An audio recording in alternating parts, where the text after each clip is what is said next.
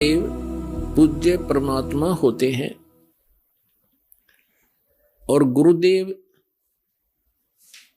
उस परमेश्वर इष्ट का एक प्रतिनिधि होता है जो उस परमात्मा से मिलाने की विधि बताता है।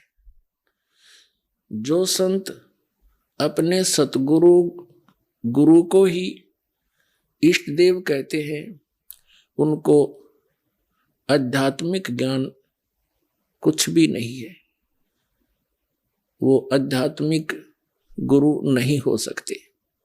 अपने आत्माओं आपके समक्ष हो गया कि इन दामा खेड़ा वालों का के ज्ञान है, इनके जो वर्तमान में महंत है उसके पूज्य गुरुदेव और पूज्य पिताजी ये क्या बताते हैं। ब्रह्म को सतपुरुष बताते हैं। कबीर साहब ने ये बताया, कबीर साहब उस परमात्मा में जाकर लीन हो जाते हैं।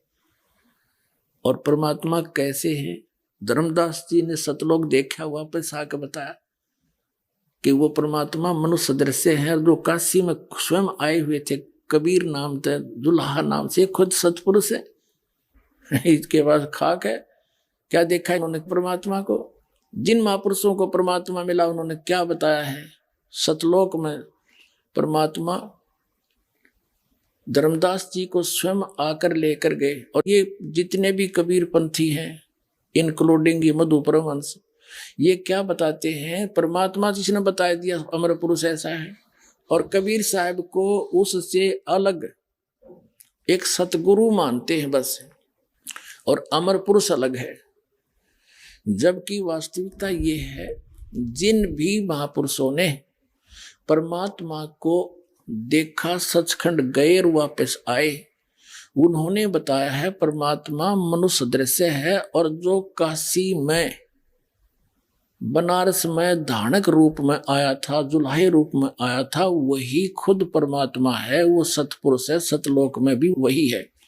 लेकिन वहां उसके शरीर का वो नर आकार है, वहां पर भी परमात्मा, वहां उनके एक रोमकूप का इतना प्रकाश है, करोड़ सूर्य मिला दे और करोड़ चंद्रमा, उसकी रोशनी भी फीकी रह जाए। और यहाँ जब आते हैं वो तीसरी सतिथि में, वो एक सतगुरु, एक संत, जिंदा महात्मा का रूप बनाकर आए हैं। जैसे कलयुग में विशेषकर जिंदा महात्मा के रूप में आते हैं।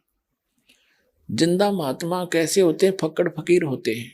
वो वैसे मुसलमानों के अंदर ज्यादा माने जाते हैं। उनके सिर पे काला टोप, एक काला ही ओवरकोट पहनते हैं, वो घुटनों से नीचे तक का एक अंडरवियर पहनते हैं बस। ऐसी वेशभूषा वाले को जिंदा महात्मा कहा जाता है। तो जिंदा महात्मा के रूप में परमात्मा धर्मदास जी को मिले। धर्मदास जी को बहुत सा ज्ञान समझाया, लेकिन ये ज्ञान हमारे अंदर इतना ठोक ठोक कर भर दिया, जल्दी सी दूसरे ज्ञान को ग्रहण नहीं करने देता। लेकिन मालिक के सच्चाई में इतना वजन है, वो स्थान अवश्य बना के छोड़ती है लास्ट में। धर्मदास जी ने सब प्रमाण मान लिए, सारी बात सुन दी, और फिर भी लास्ट में ये जिज्ञासा कर दी कि हे परमात्मा, आज तक यो किसी ने नहीं बताया हमारे को कि ऐसा कोई स्थान है जहां से हम आए और वहां ये सुख है, वहां जन्म मृत्यु नहीं है। परमात्मा, जब तक आंखें नहीं देख लूंगा, इतने दिल में कच्चापन रहेगा, मेरे मन में जचे नहीं। तो परमात्मा ने तो ये काम करना ही था। जैसे कबीर साहब को थे कवि और गणित गणायक संत मान के, और इनकी फाइल को बंद कर रखा था हमने। इतना एक दुल्हा, एक कवि और गणित गणा संत, इतना मान कर छोड़ दिया था।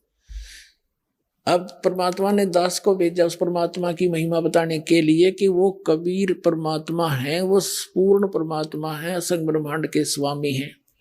अब दास अकेला कहे तो किससे कहना, जब ये प्रमाण दिखाएगा, वेदों में वही प्रमाण, और जिन महापुरुषों ने परमात्मा का साक्षात्कार हुआ उन्होंने जो अपना अनुभव बताया उसमें वही प्रमाण। फिर